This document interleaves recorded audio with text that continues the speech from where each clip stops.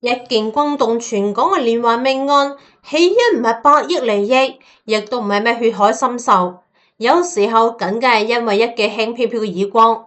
梅艷芳掌摑事件之後，短短1年零6個月，2條人命接連被收割。30幾年嚟，全香港都喺度傳呢一場係為紅顏出頭嘅江湖復仇。但如果我話俾你知，呢一個傳咗30年嘅真相，從一開始就係錯嘅呢？2024年，香港老牌藝人李修賢喺採訪當中爆出猛料，直接撕開咗塵封嘅真相。當晚喺包廂入面，除咗一巴掌之外，仲發生啲咩嘢？點解向家親自出面救場都冇辦法擺平呢一件事呢？事後梅艷芳為咗避難，跑咗5個國家，到底係邊一個喺度不死不休咁圍獵佢呢？接住落嚟，等我哋將時間拉返去1992年5月4日嘅深夜。九龍塘剔溫卡拉 OK 嘅包廂門被一把咁推開，故事就從呢一度開始。第一章，剔溫包廂入面嘅一巴掌。好多人都唔理解剔溫呢一個場，佢表面上咧係普通嘅高端卡拉 OK，淨係接待圈入面嘅熟客，門檻唔低。但係嗰個年代香港係冇純粹乾淨嘅娛樂場所，電影老闆、武行人員、各大堂口話事人、當紅藝人，每晚都會喺呢度碰面，傾合作、搭人脈、擺酒局、撐場面。喺呢度工作同埋私人時間從來都劃唔清界限。事發當晚係5月4日嘅深夜，梅艷芳同一眾好友私下聚會，冇商務應酬，冇金主飯局，純粹係忙完咗工作之後嘅放鬆。佢當日咧專登係低調咁打扮，唔想引人注目，淨係想安安靜靜匿埋喺包廂入面聽歌傾下閒偈。但係呢種魚龍混雜嘅夜場，當紅天后想要徹底隱身，本身就係一件冇可能嘅事。冇過幾耐，隔離包廂嘅人認出咗佢，帶隊嘅人咧係黃朗維。好多後生觀眾對於呢個名咧好陌生，我先嚟簡單講一下。黃朗維手握住獨立電影公司，喺影視圈有實打實嘅投資話語權，同時身屬14K 堂口，江湖底色好硬。平時入面咧出入各大夜場，向來咧都係人哋向佢低頭捧場嘅。當晚佢帶住一眾手下，直接行到去梅艷芳嘅包廂門口。冇委婉客套，直接遞上一張100萬港幣嘅支票，要求好簡單，收咗錢移步隔籬嘅包廂，當眾唱一首歌。講白啲啦，就係咧請天后過去幫自己撐翻個場面。放喺當時嘅環境入面，大部分嘅藝人礙於面子，大概率咧都係會妥協嘅，唔會得罪地頭蛇，亦都唔會得罪投資方，息事寧人，喺圈入面默認嘅生存法則。但係梅艷芳咧當場拒絕咗。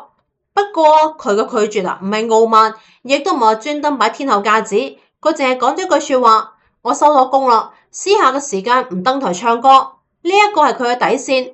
登台獻唱係佢嘅工作，佢對得住每一場商演，每一次晚會。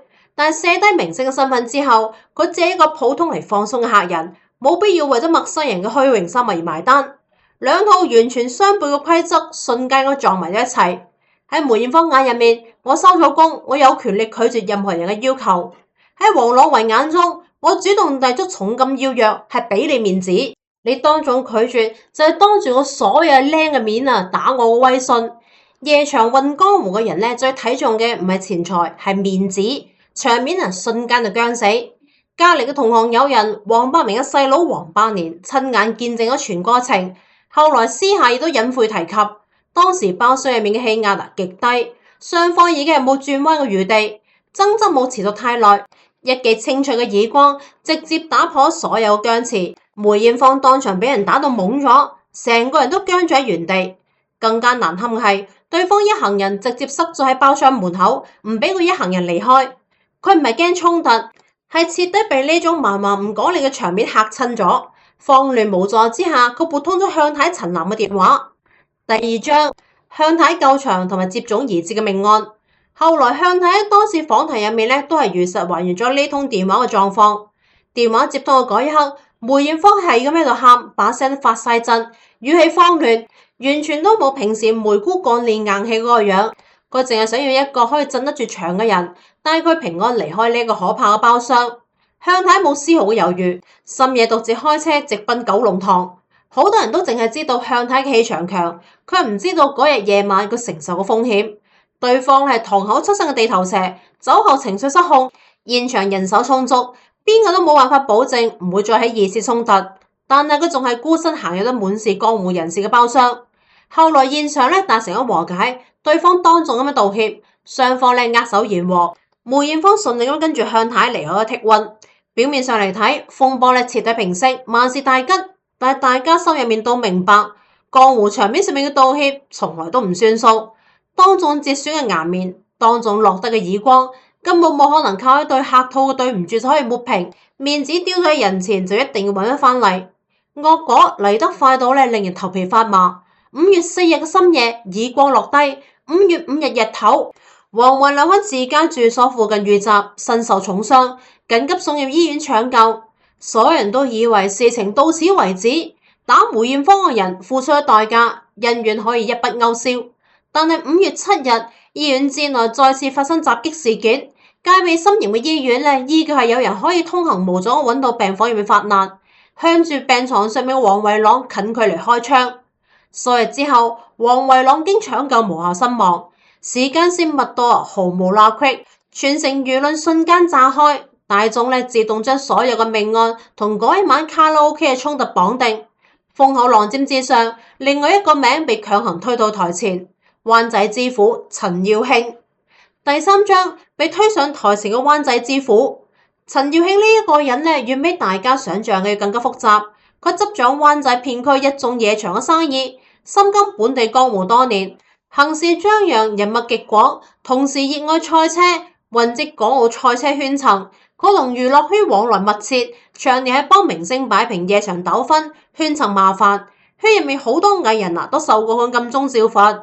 坊間一直嘅流傳佢同梅艷芳嘅私交唔錯，平時入面多有照應。命案爆發之後，警方第一時間將陳耀興列為頭號嫌疑人，直接帶走問話調查。消息傳開大批灣仔片區門下人員聚集喺警局門口，聲勢浩大，要求放人。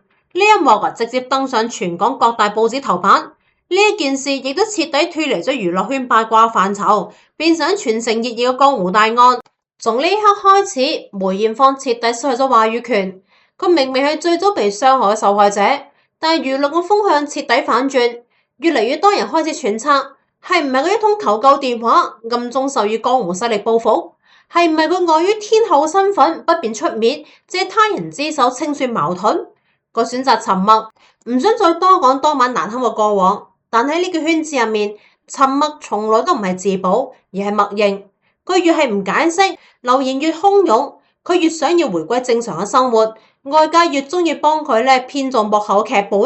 而且好多人都忽略咗一個最核心嘅事實：梅艷芳從來都冇調動江湖勢力嘅能力，佢只係一個身處亂世娛樂圈嘅藝人，連佢自己嘅私人時間都冇辦法掌控。邊有可能掌控2條成年人嘅生命啊？講白啲啦，佢只係2條江湖勢力對峙嘅時候，啱好咁擺上台面上面一個借口。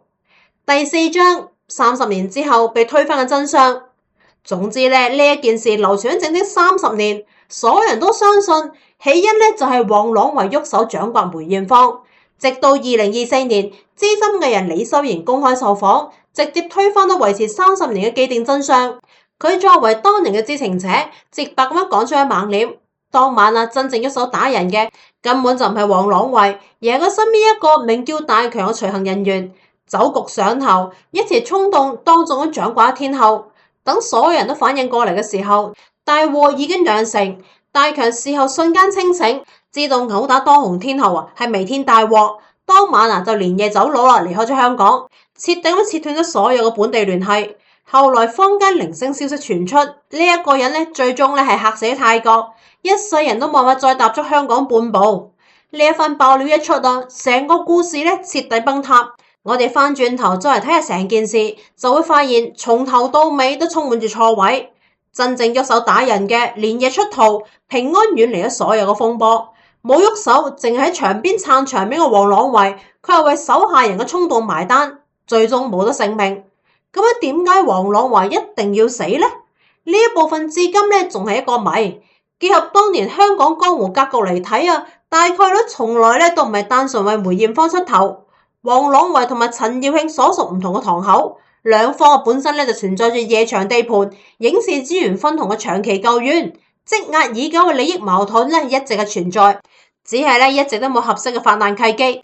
嗰一晚嘅耳光啱好俾咗雙方撕破面皮嘅絕佳理由。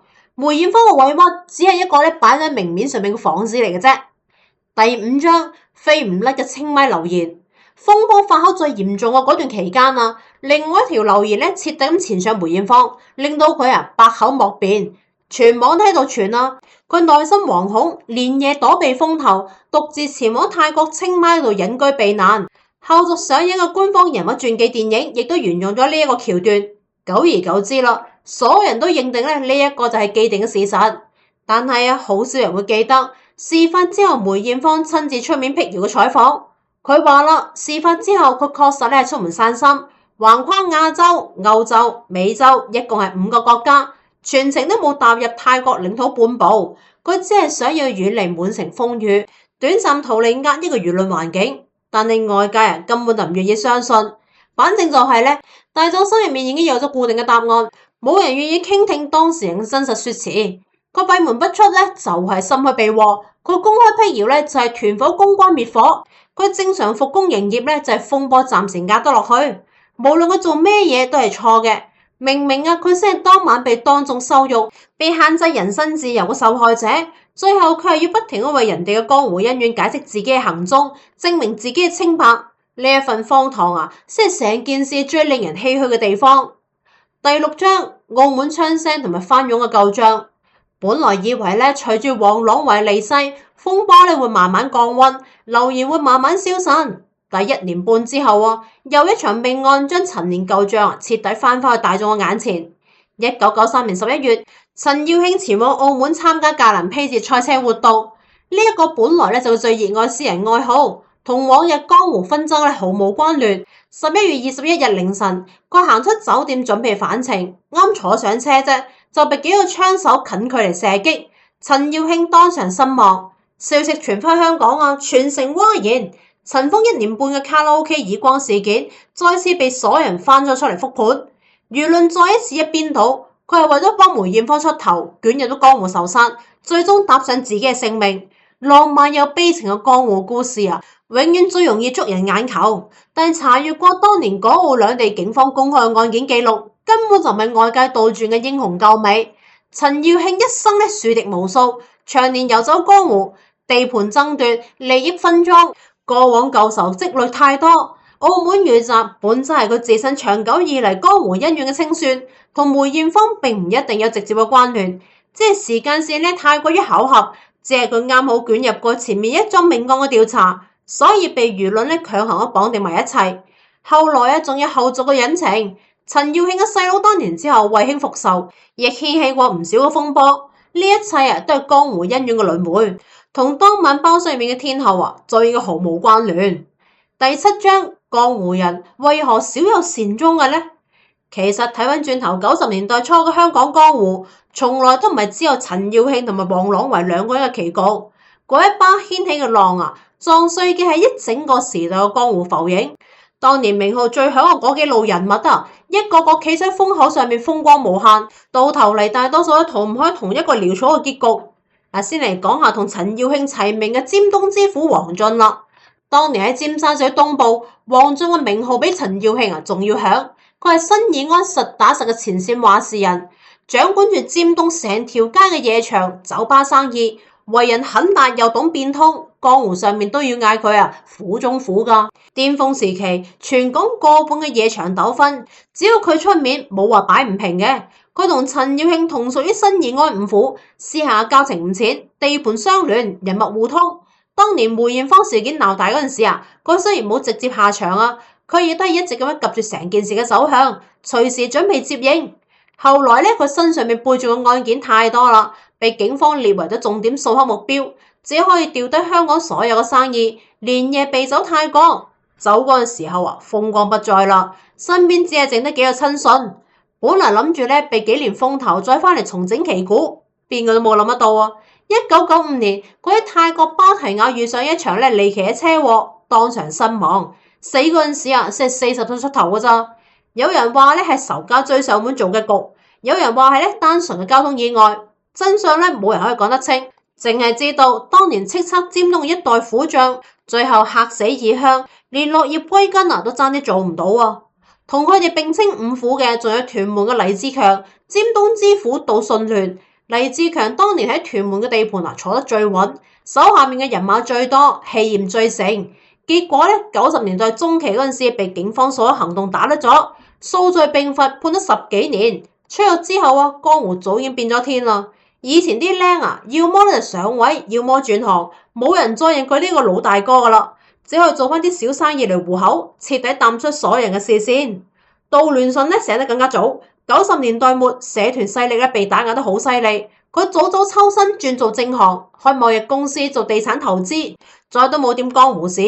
偶然咧有圈入面舊友提到，亦只係話佢咧係一個普通嘅商人，以前嗰啲打打殺殺嘅過往啊，就好似係冇發生過咁樣。此外，當年同陳耀興、黃進等人淵源好深嘅重量級人物係新義安嘅總教頭蘇龍，佢有住香港泰拳之父嘅名號，江湖當中嘅人啊都要敬佢3分。早年開設多間拳館廣收門徒，新義安五虎啊都係盡數出喺佢嘅門下，所以啊佢喺幫入面嘅話語權好高。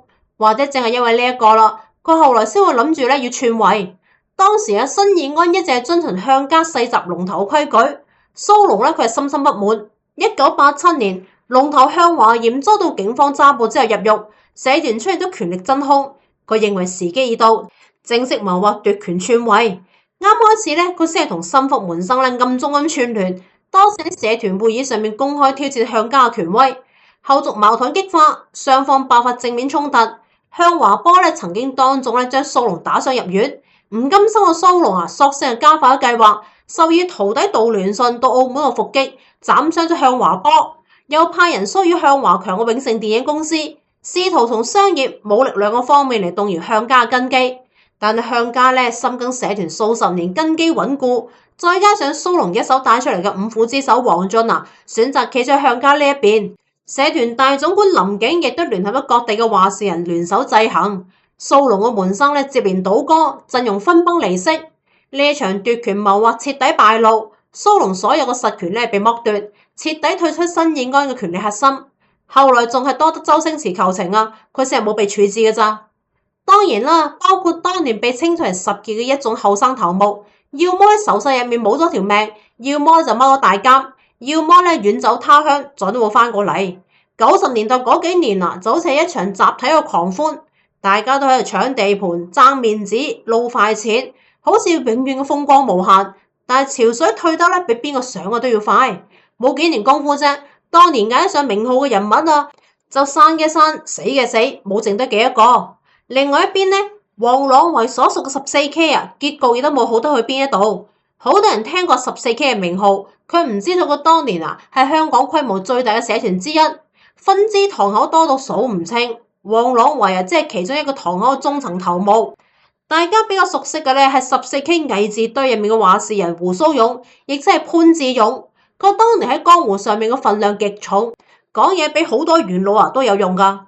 黃朗維出事嗰陣時咧，佢係社團入面少數主張冷靜嘅人，唔想因為一件小事同新義安全面開戰。最後咧亦都係佢出面壓咗唔少主戰嘅聲音。佢比好多江湖人啊都要睇得遠噶。90年代末咧就開始慢慢轉做正行，後來仲做起咗慈善。對外咧一直以商人自居，但一世人混江湖，邊有咁容易抽身啦？佢身上面嘅舊案多，身體啊一早已經捱到壞咗。2016年因為癌症去世，走嗰陣時啊68歲，葬禮上面嚟咗好多人，各路社團、娛樂圈、商界咧都有人到場，場面好大。但係再大嘅排場亦都留唔住一條命，挽唔住一個早已經落幕嘅時代。至於當年真正喐手打咗梅艷芳嘅大強咧，就更加不值一提啦。連夜逃到去泰國之後啊，佢就好似人間蒸發咗咁樣，香港再都冇人見過佢。後來零星傳翻嚟嘅消息，話佢喺泰國嗰度啊混得好差，唔敢拋頭露面，唔敢同同鄉來往，淨係做一啲底層嘅咕喱工作嚟糊口。冇過幾年啫，就得一場重病，客死異國他鄉。當年啊，一時衝動一巴掌啊，毀咗人哋嘅人生，亦都毀咗佢自己。避得過警方嘅追查，避得過仇家嘅報復，到最後仲係避唔過自己種下嘅因果。講起身咁樣亦都真係好諷刺㗎。當年嗰晚大家爭嘅無非係面子、名頭、江湖地位，咁樣到咗最後爭面子嘅冇咗條命，爭名頭嘅橫死街頭，爭利益嘅晚景淒涼，冇一個人係真正嘅贏家。中將一巴掌之後，再都冇人全身而退。再睇翻轉頭，成場連環風波，所有人都喺局入面，所有人都身不由己。